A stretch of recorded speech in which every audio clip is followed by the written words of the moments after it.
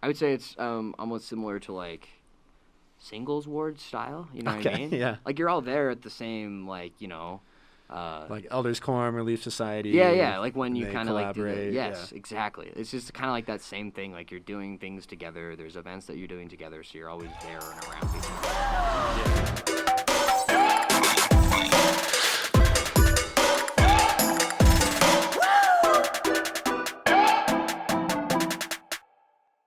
All right, everyone. Welcome to Getting Curious with Mitch. I'm your host, Mitch Perry, and on this show, we talk to people who are passionate about what they do or believe, find out what makes them tick. Again, this episode's brought to you by the Aggie Radio Podcast Network. Today, I have a really cool guest on by the name of Tanner. And what's your last name again, Tanner? McClune. McClune. Yeah. And I know, do you go by Clune? I do. I go by Clune. Yeah. Okay. Yeah. I saw that on your Instagram. Yeah. I wasn't sure. So you've been a member of Sigma Chi for, you told me, almost 4 years now. You graduate. Uh-huh. And you've been the president of, what do you call it? It's of the fraternity, but you call chapter. it the chapter? Okay. Yeah. And you've been that for the last year? Yep. Okay. Yeah. So tell me, man, how did you get involved? Yeah. So like you said, I've been the president for the last year.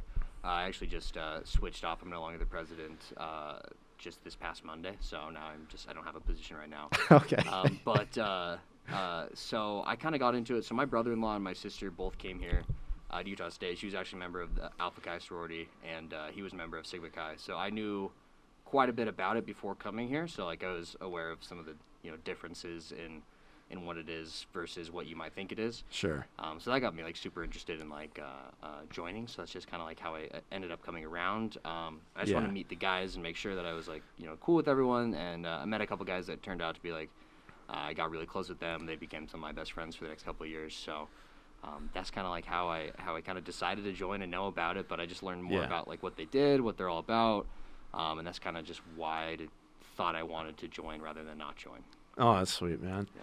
And I'm curious, what was your perception of a fraternity before you got involved? Yeah, so I would say my perception is a lot different than most people just because I did have, like, my brother-in-law be like, hey, man, like, this isn't, Neighbors, this isn't Animal House. Like, it's not what you expect it's going to be. Yeah. So I understood it was a little bit more about, learning and, professional leadership development just because I had that kind of inside person who already knew it, and I wasn't coming into it blind, I guess. Okay. But I know a lot of people's perceptions are a lot different, so mine's definitely kind of the different flip side of that, though. So. Okay, so you're telling me you didn't want to join just because you wanted to party? Yeah, no, definitely did not. Yeah, I was aware that it was not one big party for 4 years. Okay. Yeah. And did you grow up here in Utah, or where are you from? Yeah, so I was born in Florida, bounced around a bit until I was like 5, but I've been here in Utah in Layton area for the past since I was like 5 or 6, I think. Okay, so most of your life. Yeah, I've been around here for a while. That's cool, man. And I'm just curious too with your background. Did you grow up like you're obviously from Utah, so basically, you've been around like the church and stuff. Were you involved with that at all, like before joining, or like? I remember you mentioned at some point you were a convert, right? Yeah. No, so I'm actually so my dad's never been a member of the church. Yeah. My mom always has been. So I'm not currently like an active member, I guess you could say. But I do have like a brother, like my physical, actual blood brother. He is a member still, and he's also in our fraternity as well. So. Yeah. So I don't currently attend, haven't actively attended in like 5-6 years, but he is, and like, so grew up around it, raised in it, just wasn't like my thing, so yeah. No, that's cool, man. Because I've been curious for like a lot of people, because I think the perception I've had, and one of the reasons I wanted to have you on is because I think my perception from just like movies and like maybe social media or whatever is I've just perceived a fraternity as just like you just join because you want to party and have a social life. Yeah. Basically. But it sounds like you did not join for that reason. Yeah. And I'm sure that stuff is still around. Yeah. Oh, yeah. Yeah, obviously. It's college. yeah. Totally. So I guess what should be the main motivation someone should have getting into it? Because it sounds like you just wanted to you saw it as a stepping stone Yeah. for your future, right? Yeah, exactly. Yeah, I think that like someone with the that should join, or someone who really I could see enjoying it a lot, is someone who really wants to grow their leadership experience, grow their professional network, and also have like a group of people around you that are almost like holding you accountable for like anything you do, really. So like if you're doing something stupid, like they'll kind of tell you, like get you back on the right path, someone to kind of like have a journey along with that you're tied to a little bit more than just like your dorm mates or just friends you meet along, the college way. Yeah.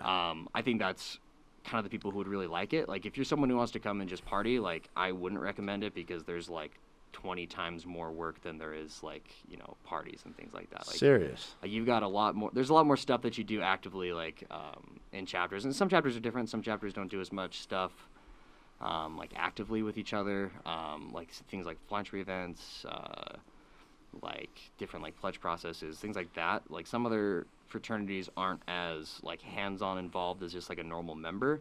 Yeah. I would say ours is pretty involved, but like the party to like work ratio, like whether it's cleaning up around the house, communicating with alumni, scheduling events with alumni, things like that, is a lot higher than it is partying, I guess. Interesting. Yeah. So when you mentioned work, Mm-hmm. and you said it's a lot more work than just partying. So, and I think you touched on it a little bit, Mm-hmm. but what kind of work is involved? Because I think I just kind of see it as like it's a bunch of guys living in a house that collab for different events. Yeah. So I'm just curious what the work is. Yeah, so I think a lot of like the work, especially like with philanthropy and things like that. So like during these next 2 weeks, we're doing what's called Derby Days, where it's like a bunch of different scheduled events that we're going to be using to raise funds for. And surprisingly, like a lot more goes into like getting graphics ready for it, getting the promotions out, getting someone to plan the events, getting people to run the events. How are we going to manage the money? Like, are we stepping it through Venmo? Are we sending them straight to like our payment processor through the Huntsman website? Like a lot of those different things kind of go into it. So you have to have like a whole bunch of different people doing different jobs and kind of like delegating out to them, like, hey, like you need to get this done, like you need to get this done, like. We're reaching out to like businesses to sponsor different things. We have a big banner we put in our yard that's like different businesses sponsors. So we have like teams that go out and talk to different businesses, just to kind of get money raised and things like that. And that extends into stuff like recruitment week is pretty similar, I would say, to like Derby Days, or like it's like our philanthropy week is what it's called. Okay. And so you're doing, it's not just this week that you're doing philanthropy stuff. It's like throughout the year you're actively doing stuff like that? Yeah, in the past, definitely a lot more than it is now. Just because of COVID, we've kind of had some issues. Just like can't really have events in person, and that's typically how we like raise some money. Yeah. In the past, we've done like big Halloween parties and stuff like that. That all the profits and all the proceeds and everything like that go to Huntsman Cancer. We haven't been able to do something like that this year, obviously, because of COVID. So sure, we were working a lot more with like if you ever heard of Little Lambs of Logan. They do what is it, like foster care? Care like packages that. and stuff. Care packages. Okay. Yeah, so we've been doing a lot more work with them. We're actually doing some of them this weekend. So like stuff like that, just kind of like one-off events, helping them. In the past, we've helped with like they have a big Christmas party, things like that. Like takes a lot more planning and scheduling than you would think, especially when you're like trying to manage 40, 50 guys at a time. I bet. Yeah. So from your perspective in leadership, it's probably like running a business. Oh, absolutely. Yeah. You're just like the CEO kind of. Okay. Yeah, that's kind of how we refer to it. Like if you look at it, like I'm the CEO, like the vice president is kind of the COO. He like runs more day-to-day stuff. Like it's totally. Pretty like heavily like influenced by like how a business runs, I guess. Sure. Obviously, we're not like trying to make any money, but like the activities and things like that like really help you develop those skills for that later on, I guess. Yeah. And I think that's where I think I'm trying to gain the perception of what a fraternity is all about, because from what you've told me, you have a huge focus on like serving the community. So like the goal of people joining, obviously there's like a lot of side effects. It sounds like having like a built-in like network and friends and guys to hold you accountable to things. But it sounds like is the main goal of it to just like give back, or to like just be an active contributing member of the community, or what's kind of the goal of your business, you could say? So I guess the goal, one of them is obviously serving the community. And I think that's really important. But I think another goal of it is just kind of like building a more well-rounded like man or a leader. Just because a lot of the stuff that we teach, like all the values that we teach, like it's really important that you stick to those as like kind of like your creed, almost like things that you base yourself off of. So we have like 7 separate values and 3 like ideals that we kind of like strive for all the time. And those are super important to us. So it's like keeping yourself accountable, trying to develop yourself into a better person, and like being open and honest with those around you. And I think that's like one thing that for men is pretty hard, because I think a lot of times guys like to bottle up their emotions and like don't really know how to express themselves.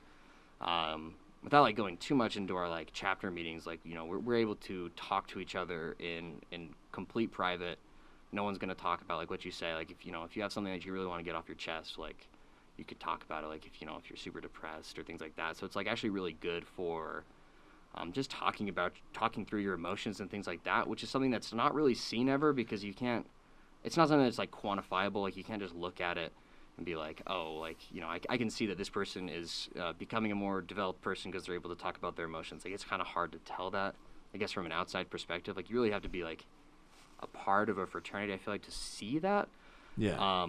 There's definitely been, like, studies done that show, people in fraternities and sororities are more willing to go out to, like, things like therapy or go get help for different issues. Like, there's some studies on that. That I've read, but I'm not like super knowledgeable on that. But like that's just one thing that I've noticed, like at least personally, like my confidence has gained like so much because I've been able to be like honest with people, open with them, tell them how I'm feeling. Like it's a lot different than like that's even something that I didn't expect either. Like how am I going to develop like my own personal like self-worth almost, I guess is like a good word for it. So that's like one thing that we try to do a lot, and it's not necessarily like we're actively doing it, but like if you're putting in the work to try to be more open with each other, more honest, like critiquing each other's leadership styles, like that's one big thing we do is we talk a lot about leadership styles and like how you as a person manage yourself and others. So like there's quite tons of different styles of leadership. I'm more of like a emotional driven person, so I like to talk about my emotions a lot more. Some people don't. Yeah. But like, how can someone talk to me as an emotional person, or how can I talk to others who like don't really like to share those emotions? We talk a lot about those things through some different workshops that we have with our fraternity. They send people out to come talk to us. Okay. Or we go to different camps and stuff like that they offer. So. That's really cool. So it's, if I'm getting it right, it's really about helping form men. Yeah. Basically. Mm-hmm. Just create values so that they with whatever they do with their life, they have the skills to emotionally cope with it and like handle tough situations and know how to be an effective leader. Yeah. So it sounds like there's a big emphasis on leadership. Yeah, absolutely. In there. And is that just because everyone at some point is going to be a leader of something? I don't know. I mean, like, within our chapter, not necessarily. Like, plenty of guys go through and they don't have any leadership positions, and they might go in and just be, like, a normal employee. But I think that leadership can extend to, like, everything. Like, you don't have to be a leader, like, in a leadership role to be a leader. Yeah. Like, you can have people around you follow you and kind of, like, you can work with them and, like, help them out, and they can help you out. And you don't have to be, like, a leader. Yeah, you don't have to like to have that title of being a leader to be a leader, in my opinion. Like you can just be a leader to those around you, like setting like a good example of what you think someone should be doing, like what is, what should, what kind of characteristics should you have and things like that. I think is kind of where that's focused, and a lot of it is focused on like professional leadership as well. Sure. But I think just being a leader in like your own life is also focused pretty heavily as well. And I guess to be a contributing member of society, you almost end up being a leader in a way by like through example almost, right? Yeah, absolutely. So that's interesting. So the goal of it is to just develop men into their best self. Yeah. Kind of a thing. Yeah, I think that would be a really good description of like the end goal of fraternities and like kind of why they were formed in the first place. Okay. Yeah. So tell me this. I'm wondering what your perception of this is too then. If a lot of people, and maybe I'm just a minority in this, but why do you think so many people have the perception of fraternities just being kind of like partiers? Yeah. And because like I feel like a lot of people have Yeah. not heard how much you guys are working Mm-hmm. towards just development like that. I think there's two reasons. One of them is just that you don't really see the other stuff. You don't see the actual effect that it has on, you know, a collegiate man. Like, you don't really see how it is or going through life. And then I think the second one is that I genuinely think that some people in some chapters have absolutely abused the fraternity system that they've been given. Yeah. And they party way too much. They treat it like it's just like this fun game. Like, they're irresponsible with things like alcohol and women. And I think that, like, stereotypes don't come from nothing. Like, obviously, like, there's been some stuff in the past that's happened, and even at our own university, absolutely, it's like, it's occurred. And I think that's, like, horrible, and I think that almost, like, spits in the face of what a fraternity should be and what they're going forward. Luckily, the national organizations have started to recognize that, like, yeah, some chapters, some other schools, especially, like, larger schools, have, like, kind of deviated off the path, and they've kind of tried to... one, be way more strict on, like, what they allow. They've changed a lot of rules, changed a lot of, like, acceptance criteria for what's acceptable for you to do. Yeah. And they've also, like, developed more programs dedicated to developing leadership, like our own specific chapter, or on Sigma Chi in specific. Like, we started I guess not we, but our international organization started like a academy almost. So, like, as you're going through college, you can get college certified credits and things like that just for being in the chapter. Really? And just for holding leadership roles and taking classes on things like risk management and leadership. Like, you can get a full-fledged, like, 4-year degree here in about the next year on, like, just like a leadership degree accredited through Purdue. So, like, that's what they've been kind of trying to move towards, is doing something a little bit more professional and kind of bringing people off that path of just, like, being irresponsible college kids. Sure. So, yeah. I mean, like, you're absolutely right. Like, some people see that because, one, that is the big thing that's pushed in, like, out into, like, the news and the media. It's like, you know, when something goes wrong, you see it. Like, you don't really see, like, you know, like the U raised $100,000, their Sigma Chi chapter there for the Huntsman Cancer Foundation, but you don't see that. But you see the dumb things that they do.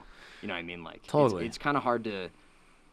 It's kind of hard to see the good that they do, and it's really easy to see the bad. But, I mean, the bad is absolutely bad, and I'm never going to make excuses for that. I'm never going to make excuses for people who do dumb stuff. So. Totally. Yeah. Totally. Well, and that's interesting, too. Like, I'm a marketing major, and you always learn that, like, edgy brands are always the most popular. Yeah. And I think it just goes to show that, like, people love the drama. You know, they want to see, they almost, like, want to see what they're looking for. You know, if they have the perception of a fraternity being a party school, they want to hear stories of sexual assault. Yeah, absolutely. Awful stuff like that, which is maybe why I've maybe missed the mark. Yeah. And, like, because when I hear, like, stuff that you're saying, it's like, maybe, like, this is something I need to consider, or, like, other dudes I should consider. You know, it's like they don't hear that. Yeah. But anyway, I just think that's super cool, man. Yeah, I mean, like, I understand people's perception of it. Like, absolutely. Like, I mean, I guess when I was, like, younger in high school, like, I kind of had that same perception, too. Like, I saw Neighbors with, like, Zac Efron and the DeFranco guy, and I was like, oh, that's, like, what fraternities are all about. And then, like, my brother-in-law was like, yeah, dude, that's not even close. But, like, you know, it's really tough, like, to almost shake that as well. But I almost don't hate that that's a perception necessarily, because it does keep people in fraternities accountable for what they do. Like, hey, if you guys mess up and do something stupid, like, it's going to be all over the news. Like, you can, like, destroy your own livelihood just from being stupid in college. So, like, it's kind of like a double-edged sword. I think it's good for keeping people accountable, but I also wish they would put more out about the good that they do. That just kind of makes me a little sad there, but, like, that's not necessarily something I can change in a night. That's something that has to change over years of, you know, fraternity men doing better and being better. And I've also heard that, like, a lot of the people I've talked to in Greek life will say that they love it because of, like, putting it on your resume helps a ton with jobs. Yeah. Can you tell me a little bit about, like, what you know about that? Like, how valuable is it to be affiliated with Sigma Chi if you're in? I know that will definitely vary from chapter to chapter, and it also varies from business to business. You know, some business recruiters might look at you and see that you have fraternity on your resume and not know too much about it and immediately throw it in the trash. Like that's absolutely something that will happen just because they personally don't have that perception of it being good. But if they're familiar with the Greek system or if they've been inside of it before, like they've been in a fraternity, they will like put you to like the top of the list because they understand that like you had to put in a lot of hard work while you're there. Like you're being more involved than the average student is itself. So I think that it's really great to put on your resume. Maybe do a little bit of research on the company culture first before that actually happens. But like it can be really good, especially if you're like able to find a alumni in that company and then like from your own like fraternity or sorority.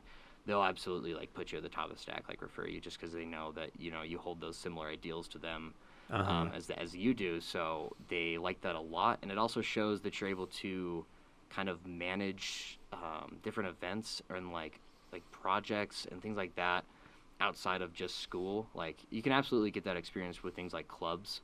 But not that many clubs I've been a part of. Like, have I had to throw like an event where we have like 2,000 people come, like. Sure. You know, like hundreds of people at an event, like how are we going to manage this? How do we make this safe? Like, I think that's like a really unique thing that you get from fraternities that you don't get in other places, or even just managing, especially like being president. Like I had to manage a lot of people's personalities, which is weird to say, but like when you have a meeting and you're trying to decide on like something with like 40 guys, and you got 40 different opinions. I mean.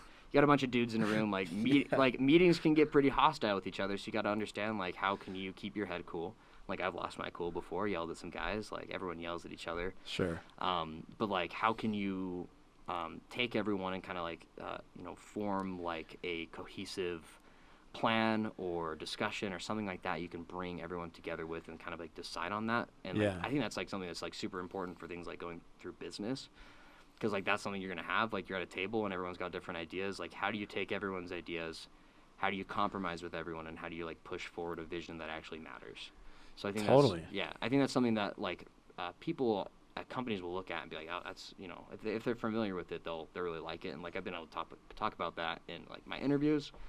And, I wouldn't say that it's gotten me the job before, but it's absolutely kind of like blown some interviewers away when they've just been like, wow, I have no idea that like that's something you'd have to do. Like right. Like managing personalities is extremely important and something that you do a lot, like almost every day, within fraternities at least. Well, it just makes me think, man, like even if you go on a vacation with like 6 people and those 6 people are trying to decide how to do something or like what to do, it is the most frustrating thing in the world. Like it's almost so much easier when 1 or 2 people are just like, hey, this is what we're doing. Like come and do it. Exactly. Come if you want. But I can't imagine 40 dudes, man. Yeah, it's tough. So you said it's pretty clear that it's a bunch of different personalities. Yeah. So when guys enter, do they do like a personality test or like how do you know? Or you just know that intuitively just by the way they are? Yeah, I think that you can learn it intuitively. Like I've attended the John Huntsman Horizons leadership camp. They do it for Sigma Chi's. Okay. It's at Snowbird, and they send you, and you do a lot on managing personalities and how you can like tell someone's personality by the way they talk, the way they kind of like interact with others. Like are they more closed off? They're more before like analytical, amiable, driver, and expressive. So like is this person like is this person quiet? Are they super like loud? Do they tell you what they want? Do they ask you what you want? Like learning those is pretty easy. We personally don't do any personality tests or anything like that. But you can tell pretty quick like how someone ticks. Sure. What makes them mad, what makes them happy, like what do they like to talk about, and you can kind of tell like how someone's like leadership style or just like personality style is. Yeah. Over the course of a couple of weeks of just knowing them and being kind of like pretty close to them. I bet. Yeah. And how many guys are in the chapter that you're in? So I think right now we've got like 40 to 45, somewhere in that ballpark. I don't know the exact number, but it's like 40.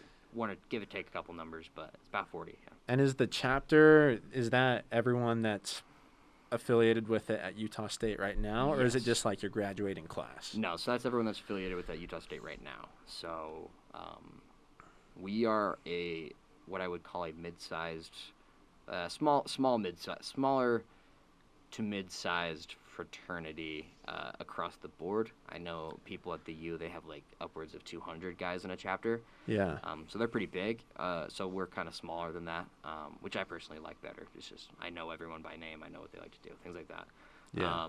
But they can range up to 200 plus members. So that's why we're kind of like in that small to mid-sized category, I guess. Totally. And I'd imagine COVID probably hurt that a little bit, didn't it? Yeah, it definitely did. It actually, I mean, like, it was good and bad because more younger people, I think, were like, I want to get more involved, and there's not that much to get involved in. Yeah. Because they come, like, no clubs are doing anything. There's no fun stuff on the quad. Like, how am I going to meet people? I can't even go to class. Yeah. So I think that was something available for them. I think that this coming fall, given COVID lets up a little bit, which I'm assuming it will, like, I think a lot of people are going to be like, yeah, that sounds fun. Like, that sounds really interesting, like, to go do. Which I hope it grows here a little bit. But I do like that smaller, more intimate chapter size, just because I think when it gets too big, it's too hard to handle for a bunch of college kids. And I think that's where a lot of problems come from, too. So then you're almost not fully vetting guys before they join. Like, like how do you know how they interact with other people? So, which I do want to talk with you about a little bit, because recruitment happens during what's called Rush Week. Yes. Is that right? Yep.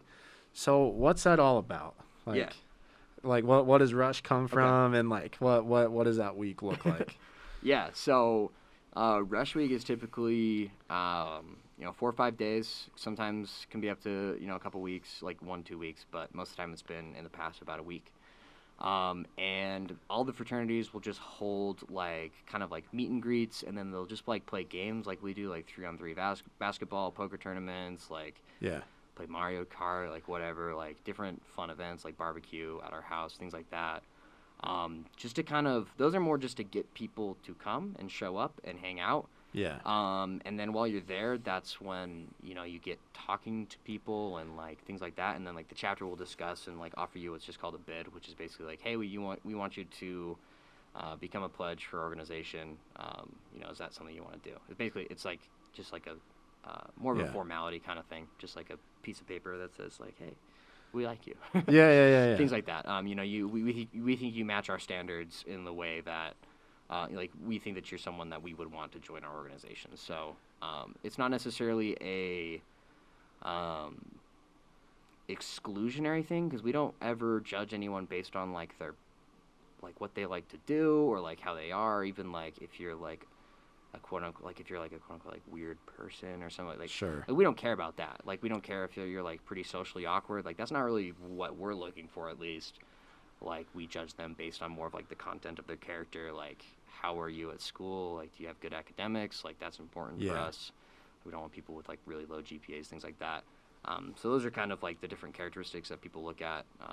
It's pretty similar across all the fraternities. I know that they all look for, maybe something a little bit different here and there, but like most of them are looking for people who are like, ours is like, it's called the Jordan Standard. It's like a man of good character, student variability, possessed of good morals, a congenial disposition, like a high sense of honor and a deep sense of personal responsibility. So just someone who like take care of themselves, someone who's an independent person, who cares about something more than just themselves, like who cares. So that's kind of like what we do. So like we've got plenty of guys from like across like all the different kinds of majors. So like we're not like focused specifically on a major.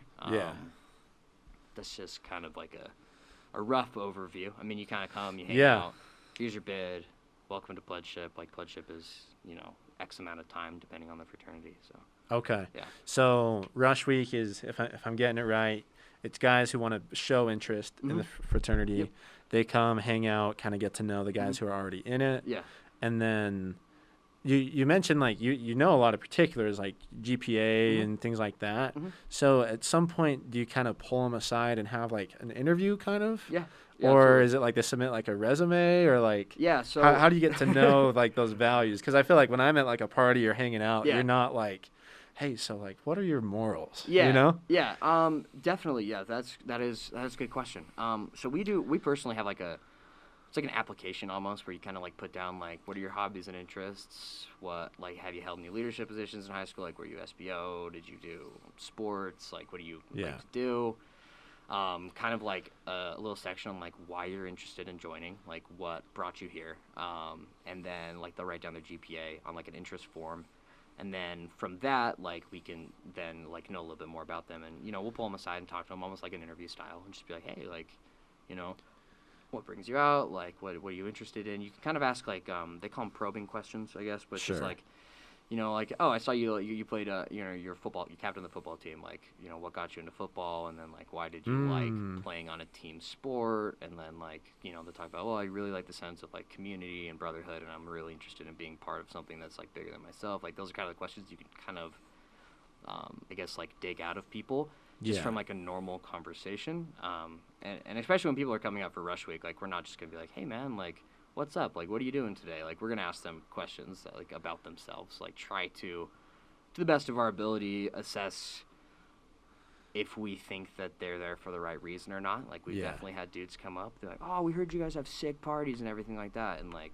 that's kind of, like, a pretty quick way to, like, not get invited to pledge. Yeah. Not in a rude way, but that's just not what we're looking for. So, and that's not what most fraternities are looking for. Like, you can absolutely go party anytime in college, but, like, you know, that's not what we're specifically looking for. and I'd imagine, going back to what we were talking about when we first started, like, if the goal is to form men or, like, well-rounded men, I forget, I don't know how to describe that well. Yeah, that's a good. But it's like you want to find guys who kind of have that goal themselves, like, because you said you want to, like, a good fit would be someone who's trying to, like, improve and get better and work hard in school and, like, provide a good future for themselves and whoever they associate with, right? Yeah, absolutely. Okay. Yeah, so that's what we're interested in.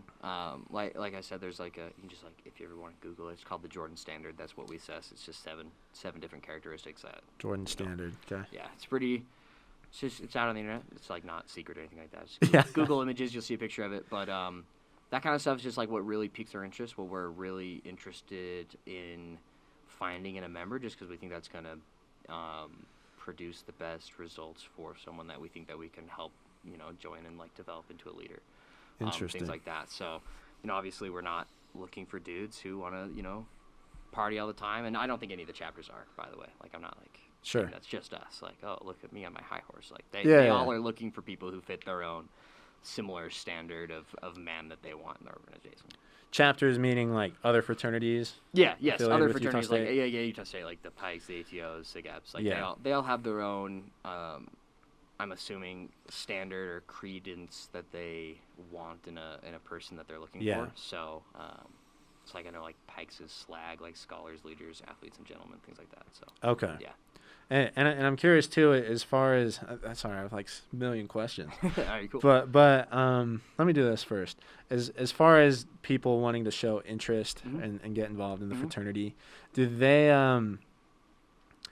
So I guess with Rush Week, do they submit like an application basically before Rush Week? That's kind of like on that Monday of Rush Week. So on that Monday. Yeah, they'll come and talk, or be like, at least this year with COVID, just because we had to kind of, like, switch things up. We have like an online interest form that they could fill out, and we'll probably do that going forward into the future. But, like, we'll text them beforehand, like, hey, we'll, you know, come show you around the house or whatever, and get talking to them before, like, Rush Week actually happens. Okay, so it's almost kind of like a long form interview. Yeah. Absolutely. In a sense, where you just, like, you're meeting with a ton of different people informally and just, like, they're getting to know you and see if you're a good fit. Yeah.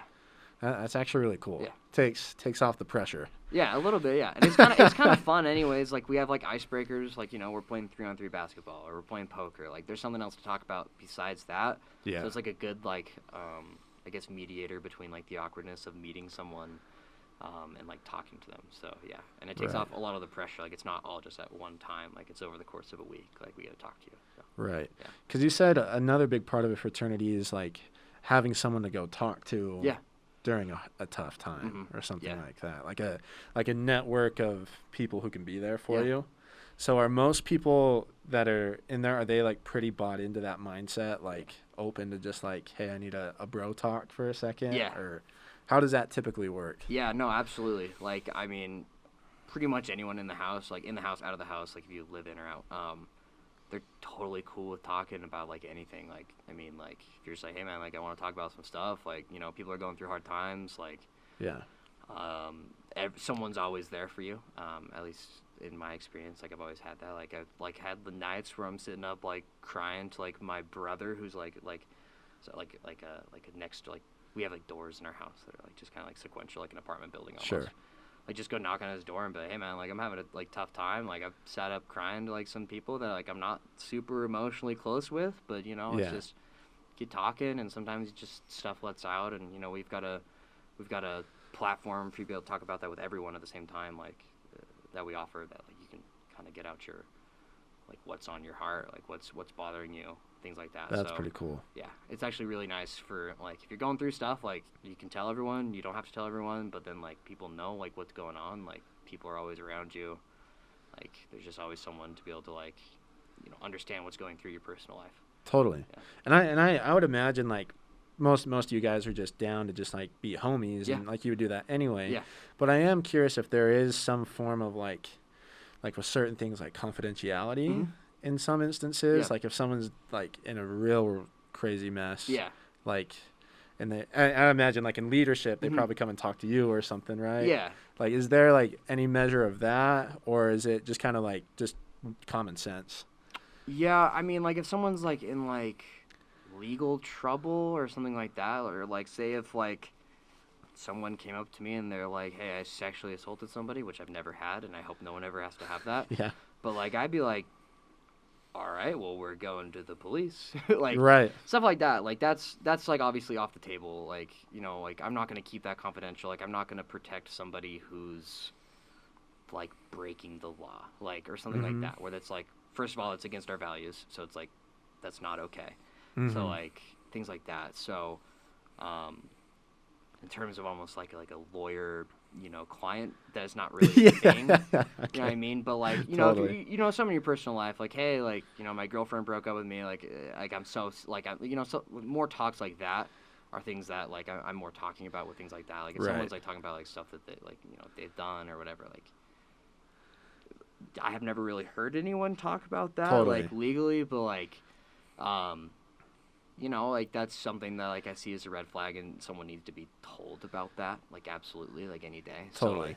So, like, especially, like, if they're telling you that they did it or something like that. So it's, like, things like that are not, they're taken very heavily and with, like, a lot of, like, we have a judicial system within our own chapter that's able to analyze, like, hey, this is what happened, this is what we've heard. You can levy a punishment based on that, like anything from making them, like have social probation, like hey, you can't come over to the house for like a weekend or 2 weekends, to like hey, we're gonna kick you out of the chapter. So like, we have a system for doing that. If something like that ever arises, if we ever catch wind of something like that. So like, luckily that's not something that has to be used very often, and nothing that I've really had to have anything serious over. Sure. But we've definitely kicked guys out for. Like talking inappropriate about women, not even doing anything like that, but like something like if they're like if someone's saying something and you're just like hey, like dude, like if it like becomes a problem, cool. It's something that we take very seriously. So like we have an avenue to remove people from a chapter. That's interesting. So there's like a government within the organization. Yeah, we're self-governing kind of entities. Like we do things like we have a very high standard that we expect everyone to live up to, and if you're not living up to that, then you can have a punishment on you. And it's usually never bad, like and especially in recent years, it's been like a lot better, like it's just something dumb, like well maybe this is a good segue into this next segment, and if you're down for it, I'd love to just hear you debunk a few like just maybe cliches or stereotypes that are associated with it, because I think a lot of the things I've heard like with like punishments, for example, and I mentioned this to you before, like someone like goes against one of your codes or something like that you can levy a punishment of like getting dropped out in the middle of nowhere with a bottle of vodka and they have to find their way home or something like that, because like you hear about people like dying and like from like initiations or something. Like how accurate is that? Well, I mean, dying from initiations, like actual initiation, like ritual stuff, like they'll call it like initiation ritual. Like it's already happened twice this year. Like I'll be completely transparent about that. Like people have died from getting hazed with alcohol, And that does happen at some chapters, and I think that's disgusting. Like, that's something that at least our chapter hasn't had a problem with. I was going to say, so like, 2 instances of that happening, not at Utah State. Yes, not at Utah State, okay. No. I think the last time anything like that actually happened was 2008. I'm not sure if you're aware of that or not, but like where those 2 buildings where there was 2 a sorority and a fraternity house right there. So like someone actually like passed away at our university from alcohol. I heard about that, yeah. So I think that's, well, after that, I think everything flipped here, at least. Like, if that was a problem in any chapters, it was absolutely like, hey, we're not going to do that anymore. Like, this is clearly playing with fire. And I think it's stupid that colleges and people still do that. Yeah. Like, I just don't, it just doesn't make sense. Like, what's the point? Like, you're not, it's not funny. Like, it's downright sadistic almost. Like, it's, like, weird. Right. You know what I mean? Like, it's almost creepy that people do that. So, but, like hazing and things like that absolutely occur at other chapters. Like other schools, other universities, other fraternities, and I think those suck. And if you're ever part of any, like, if you're ever pledging and they ask you to do something you're uncomfortable with, I'd just be like, nah, screw you guys. Like, I would say leave. Like, that's not an organization you want to be a part of. That's not someone that's doing it. I wouldn't say that that's the norm though. Like, I would say that that's a smaller selection of chapters like that do that still, and they still think it's, you know, cool or whatever. But I just don't see the point of it. Right. But, like, yes, that exists, but also not as prevalent as you would think it would be. Interesting. You know what I mean? And so would most of that hazing stuff that's happened in the past, I should have, like, researched a little bit more, but in the past, has that stuff happened during, like, initiation stuff, or is that, like, more punishment kind of stuff? To be honest, I'm not 100% sure. Yeah. Just because, like, that's not something I've had to deal with, I guess. Like, as a pledge or a member, like, I was always treated with respect. Like, yeah.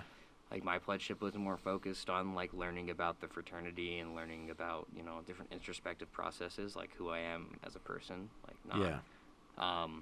I think that some chapters do that as punishments. I think some of them just do it just because it's what they've always done in the past. Yeah. Like, it's a tradition or whatever. Like, they say, like, oh, like, here, you guys all have to finish X amount of alcohol before you can go home. Like, right. They'll do that, and, like, that's kind of the problem. So there's been a big push in recent years to stop that kind of activity. And I think it's been doing all right. I'm not really sure. Like, that's kind of hard to monitor across all the different chapters. Sure. So I'm not necessarily sure if it's like a punishment or just like an activity. It's definitely, I would say, never related to an actual ritual, though. Okay. I see initiation, ritual, hazing, incident. Like, I don't think, like, if you want to distinguish those 2 words, there's a difference. Like, there's an actual ritual and there's something that, like, ritual or tradition that, like, people do. Okay. So, like, you know, like, people's, like, pre-game rituals, like, they have, like, that, whatever. Like, sure. Like, our ritual is, like, very secret and, like, sacred to, like, people's hearts. Like, that's something that's more, if people were doing that in, like, their initiations, like, I don't know why, but. Right. Yeah, okay, I see what you're saying. So, if anything, if hazing is taking place, that's because of, like an organization culture missing the mark, or going too far on something. Yeah. Yes, none of that would ever be sanctioned or included in any kind of like you know, guidance materials, manuals, anything like that. Like, that would never show up in there. That's just because that's something that they decided to do. Yeah. As people, and it's like reflects on them and their own character, and I wouldn't necessarily say it reflects on the entire fraternity system, but I guess it does in a small way. So if you are seeing anything there, I guess for guys who are thinking of joining, they should not expect some crazy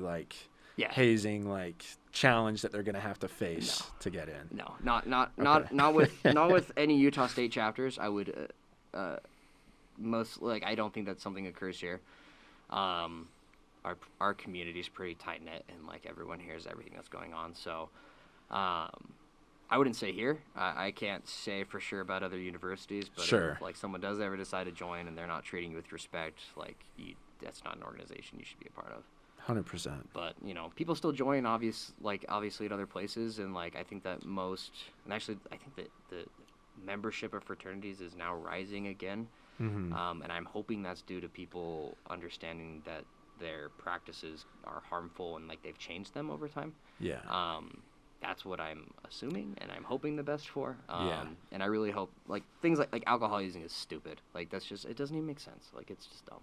Right. You Like, said there's no alcohol abusing. Is that what you alcohol said? hazing. Like Oh, that's okay, like a okay. specific like type of hazing. Like Sure. you know, Yeah. you Yeah. have to Yeah. finish this bottle or you do this. Like that's something that occurs at other universities and you Mm-hmm. know less and less each year. And it's like there's like a couple organizations like dedicated to stopping that specific kind of hazing because that's deadly, obviously.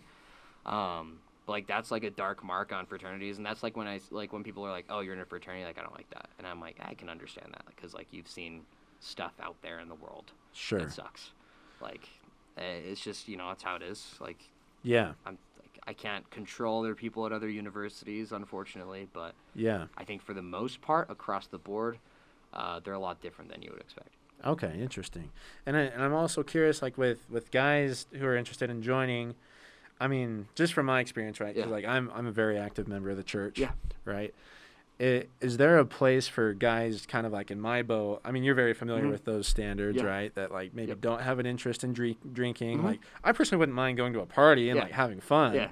But like, is there a place for guys like me or even of just have other moral Yeah. standards in that way? Like, would that coincide with the rules and things that you do? Yeah, absolutely. I mean, I think so. Like I said, like my own like brother, like his name's Quinn. Like Oh, that's right. Yeah, You so he said went that. on an LDS mission. So he's 2 years older than me, and we joined at the same time and like pledged together. Cool. And he's been just as active ever since. Like he's been vice president in the past, like that. He doesn't drink. He just he'll go to a party, hang out with everyone, like talk to them. Like there's nothing wrong with that. We've got a couple other members who are LDS, and like and in the past we've had a bunch.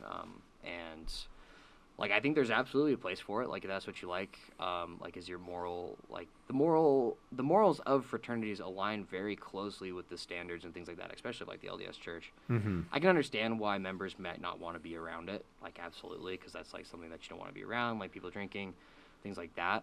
But we got plenty of brothers who are active members or they're just sober in general, like they just don't want to drink at all. So Yeah. those guys hang out. Fun fact, the current prophet of the LDS Church is also a Sigma Chi, so it's my favorite thing to say. I didn't realize that. He went to the U. And so is Ballard as well, is also a Sigma Chi. I've actually, my brothers had the opportunity to meet him at a event we went to. No way. Talked to him a little bit. So, yeah, it's actually like... I'll put that in the trailer. After that, everyone will sign up, I promise. Yeah, no, it's you would really be surprised, like, the people who are members of fraternities in the past, like, you wouldn't even know, and I'm sure other prophets are members of different fraternities. I'm sure they have been in the past. Like, it's really good. Like, when done right, I think fraternities can be the best thing in the world. Like, they can really help people develop into what they should be. Yeah. But I think when done wrong, it can be really bad, and I think it can be really stupid. So, 100%. yeah. So if you're going to join, you got to do it with the goal of becoming a better man. Yeah. Yeah, I think so. And I think individual chapters themselves should always be checking themselves and making sure, like, hey, is everything we're doing in standard and aligning with our actual goals, or are we just doing things because it's funny? Like hazing, things like that. Like, is it just funny for us to have a laugh? Like, my whole thing is, like, is anything that we do just for a laugh? And if it's just for a laugh, then you shouldn't be doing it. So we don't really have to deal with that, but, like, that's kind of, like, my standard of, like, is this teaching somebody something that's important? Like, Right. And not in a way that's demeaning them, humiliating them, making us laugh. Like, we don't make our pledges all come clean our house. Like, we never, like, we'll all do, like, everything like that we would do together. Like, if you're going to do, like, a chore around the house, like, you get, like, big brothers. Yeah. So I don't know if you've heard of that before, but. Yeah, there's, like, you have, like, a little and a big. Yeah. So I've just heard that with sororities. Yes. But I'd imagine there's a similar It's the same dichotomy. thing. So, like, you Okay. kind of, like, have, like, your little brother. So, like, my little brother is actually LDS. He doesn't drink. So, he hangs out with me all the time, stuff like that. Like, he's always cool with everything. But, like, so they're almost like your mentor. So they're usually, like, an older member of the chapter. And then, so, like, as a pledge, you get them and you can, like, talk to them about things like that. So, like, my big brother, he's, like, my best friend. Yeah. He's in the same major as me. Like, he's off in Vegas doing some programming stuff now. But, like, he's, like, you get to build that, like, mentor relationship with them. And, like, That's it cool. can be super close, like, if you want it to be. Some guys aren't as close with their big brothers. But, like, I always was, so.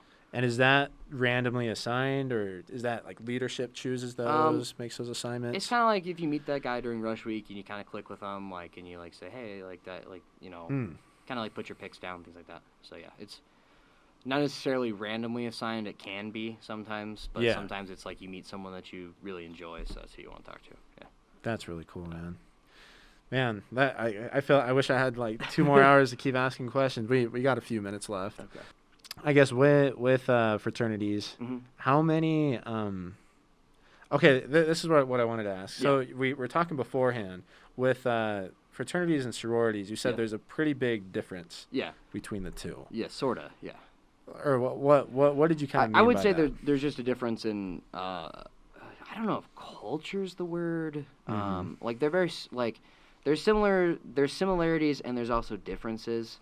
And I guess I've never been a part of a sorority, so like I don't know if I can necessarily like say that or not. 'Cause you know the ins and outs. Yeah. But I think gosh, what can I say? It's like I'm trying to like decide like what's like almost like in my head. Like I mean there's definitely differences there, like they're trying to build like, you know, the best woman that they can, things like Yeah. that. I think it kind of more just comes down to like what they do on a day-to-day basis mostly. Like I don't know if it's like the cultures are different. I just always felt like there's kind of like a difference Yeah. there.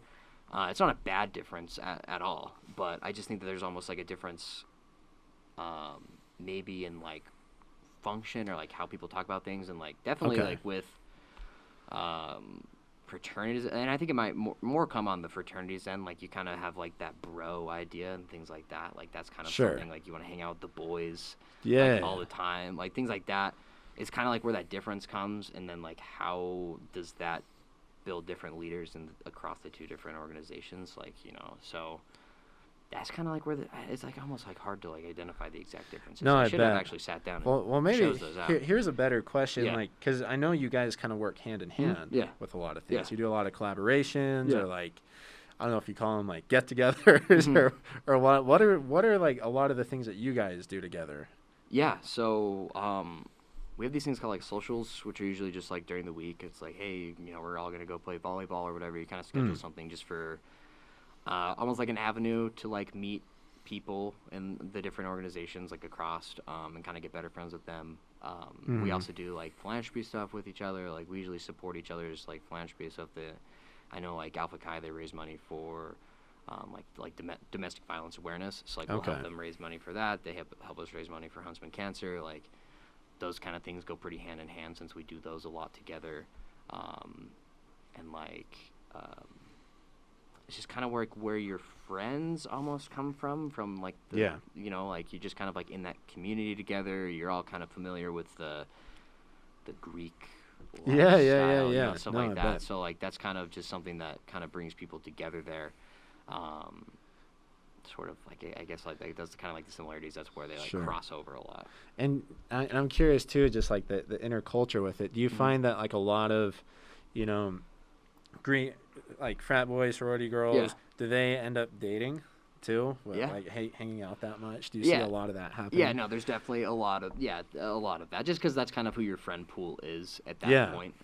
Because it's just like, you know, a couple hundred students all kind of hanging out. You're gonna brush shoulders with girl you meet, like, you know. So there's a lot of like, you know, like fraternity guys like dating like sorority women all the time. Like that's probably usually who people date the most, I would say, in that circle, just because you hang out with them, you're doing socials, like you're going over there to like support their philanthropy, so you meet girls, you talk to them, like the other way around as well. It's almost like impossible, even if you're not dating, not to have some form of like relationship. Yeah. Right? Just because it's like you're literally built-in friends, and you're just gonna be you're serving and having fun a lot together. Yeah. That's actually really sick. Yeah. I would say it's almost similar to like singles ward style, you know what I mean? Yeah. Like you're all there at the same, like, you know, like Elders Quorum, Relief Society. Yeah, like when you kind of like do the, exactly. It's just kind of like that same thing. Like you're doing things together. There's events that you're doing together, so you're always there and around each other. So that's kind of who you end up meeting and dating often. Yeah. Now I've heard there's also dichotomy of, is it like there's like a fraternity sweetheart? Yeah. Is that it? Can you talk a little bit about that? Because I heard that the other day because I met Sarah Simmons. Yes. Yeah. Right? Isn't she the Sigma Chi sweetheart? Okay. What's that all about? Yeah, so I don't know where that traces back to. I know that's just a big tradition. So like, sororities have a similar thing. So like we have a sweetheart. I know that the Pikes have what they call the dream girl. It's the same thing. Okay. And then like sororities will have Kappa Delta has the Dagger Man, so I'm actually a Dagger Man. So hey, let's go. in the past, a couple years ago, and then I think Alpha Chi, I think they just call it favorite guy. Okay. But it's pretty much somebody that doesn't have to be in a sorority at all. They can just be anyone that like kind of comes around a lot, and you feel that they live and kind of represent the values that you see in what you would want for a potential member, and you think it's it's basically somebody who you think would represent your chapter well, or your they're kind of like the opposite sex face of the fraternity or sorority. Like they're like, this is someone who we've set aside and distinguished as like, this person helps us out. Like they're always at our philanthropy events. They're always they're always there to talk to you if you need them. Like Sarah right now, she's like, she hangs out at our house like plenty. Like she's there almost every single day. I'm gonna say I see you guys in her stories all the time. Yeah, so I get to like hang out with her every single day. Like I talk to her and she's like there for you. Like it's kind of same thing where she like she's kind of like everyone's personal confidant. Like she's also everyone's personal hype man. Like she's always hyping you up. Yeah. Dude's about to go on a date with someone. Like oh yeah, like she's super sweet. So that's kind of like their role. It can oftentimes be, what would I call it? Like. Symbolic almost, like it's just kind of like, hey, we like this girl a lot and this is someone that we want to be like our dream girl or our sweetheart or something like that, just someone who you really feel represents what you guys are all about. So that's kind of what it is. It's just kind of, I don't know when it started, I don't know how it started, but it's always just kind of been a thing across every single Greek organization. They've just got favorite guy or favorite girl, like, or you know what I mean, like it's just kind of how it works. And I think it does kind of come from that tight-knit community. But like I've said in the past, we've had like non-affiliated Greek, like girls who aren't affiliated with Greek organizations be our sweetheart in the past. Just because they're hanging out over there all the time and they're just fit the standards, like you said. Mm-hmm. And I was going to say, do you see a lot of girls and guys doing the same thing with sororities, kind of like trying hard for that a little bit? Yes. like sometimes. Like a passive-aggressive like campaign? I don't know if campaign, maybe kind of. It kind of depends too. You know what I mean? Like buddy with the intent of like I want to become the absolutely. Okay. And I think sometimes people see that and they're like, oh, come on, like you're not really trying to be my friend. So I think it's definitely happened in the past, and some girls and definitely some guys I've seen do it before. Yeah. It's kind of funny, you know what I mean? Because it's like not that big. Like it's just kind of like a symbolic thing. I don't even know how I was Dagger Man. Like, I'm still confused to this day. Like, I wasn't really the guy who would go over there every day. I've been in their house, like, 3-4 times, so. But you were just yourself, having fun. And it almost reminds me of, like, you didn't serve a mission, but, like, even, like, leadership in the mission. Yeah. There's that, like, culture of, like, I'm going to work hard and, like, show our mission president that, like, I'm the best so that I can become his assistant. Yeah. Or, you know what I mean? Yeah. Stuff like that. Yeah, absolutely. But I feel like that naturally happens. Yeah. So, last thing as well, I know you said you've been a part of the fraternity for basically your whole time up here. Is there a time that it's like too late to join for people? If you have, I don't think so. We have a senior right now. Like he just joined in the fall. Really? He's on the track team. He's always like never really thought about it, and then he just kind of like wanted to join. Yeah. So, but I don't really think there's any time late because it's not just a college thing. Like, it's forever, at least for our organization. Like, you are literally a member till you die. Like, that's kind of the thing. Cool. So, if you want to join as, like, a last-second thing, like, it's you definitely don't get the same leadership development as you would and the same, I guess, memories and friendships that you would if you were there since you were, like, a freshman. But, like, oftentimes we get sophomores, juniors, seniors, like, just joining because it's something they always want to do. They might have just never got around to it. Yeah. So they'll join just because they think it sounds fun, like, and they just want to try it out. And a lot of times, like, those are some of the coolest guys. They're always back for alumni events. Like, they're always there. Like, some guys will be a part of it for a year or two, whatever. So I don't think there's ever time that's too late. I don't think it's ever too late. You might not get those same experiences that everyone else does over time. Yeah. Like holding positions and things like that as well. Like you're not really going to get that as like a senior just because there's not a lot of time for you to be able to do that. Right. Yeah. And I should have asked this way at the beginning of this, but can you just give like a brief like what the leadership kind of structure is and like how people become leaders just in these last couple minutes? Yeah. So the leadership structure is pretty simple. So you've got what's typically referred to as an e-board, exec board, or just simply like exec. And it's typically made up of, at least across most chapters, the president, the vice president, you have like a secretary, what's like a pledge educator. In our case, it's called like the magister, which is like a funny name, but it comes from like ancient Rome. Okay. All of our chapter, or all of our names do. Kind of like a PR person, those kind of jobs. You also have like alumni relations chair. You have a person who's dedicated to like setting up socials with sororities or different clubs on campus, different fraternities. You've got a whole bunch of those positions. We have like a historian who kind of like, they'll take pictures of everything, make some yearbooks together, things like that. Just kind of like, just like, here's some cool things to look at, take attendance at meetings, things like that. Sure. And really just to kind of be in leadership in a fraternity, like you kind of just like volunteer for things, like, hey, like I'm planning to make, like, we're planning this event, or we're planning this, big, like open dry party, is like what we do for like like I was talking about the Halloween party. Sure. Like, hey, I want to help design the graphic for it. Like, that's kind of like what I did. Like, I helped design some T-shirts and things like that.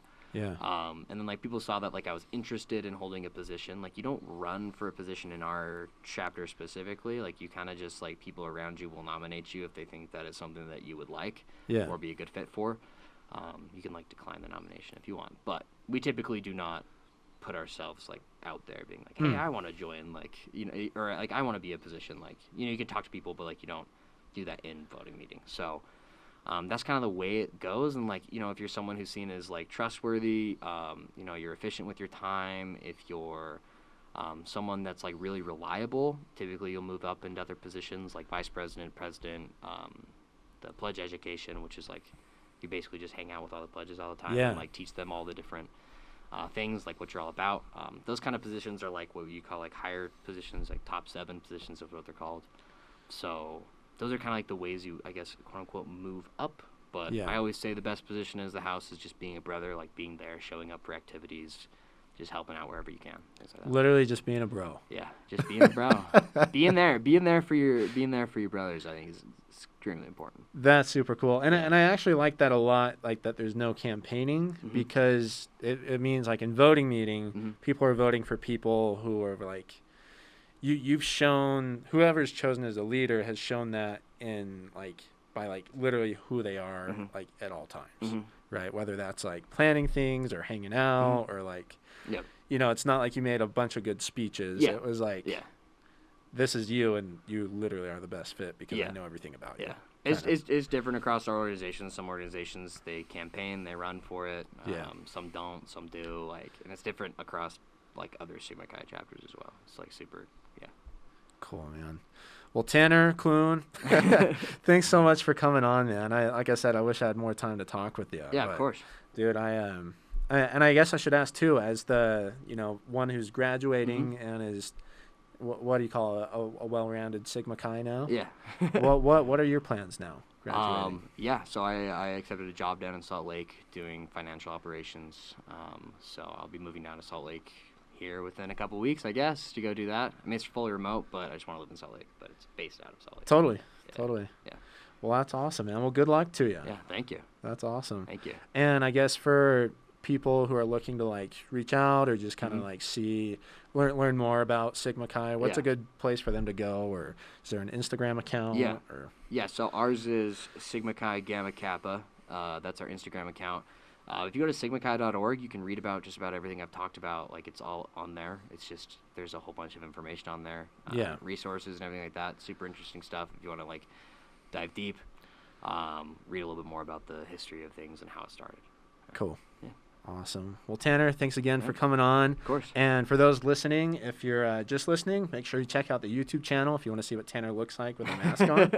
And for those watching the YouTube channel, check out the audio version. Thanks again, guys. And see you later, everyone. Sweet. Thank you. Tanner, thanks so much, man. That was sweet. Oh, but dude, and that literally, like at the back half, I was like, oh, I remember where the differences come. The differences typically come from the houses, like the actual physical houses. Like, right. I cannot go upstairs in a sorority. Their rooms are up there, and you cannot go up there. So like, really. So a lot of that stuff is where the differences come from. So maybe you can have Amber talk about. Is that Amber? Is that Maybe you can have her talk about that. Like, you can't really go up there. They also have a live-in mom and a live-in dad. Like every sorority house has like old people. Not old people, but people who are like, you know, mid-20s or whatever, and they just like live in a house with you. Really? Yes, we don't have that.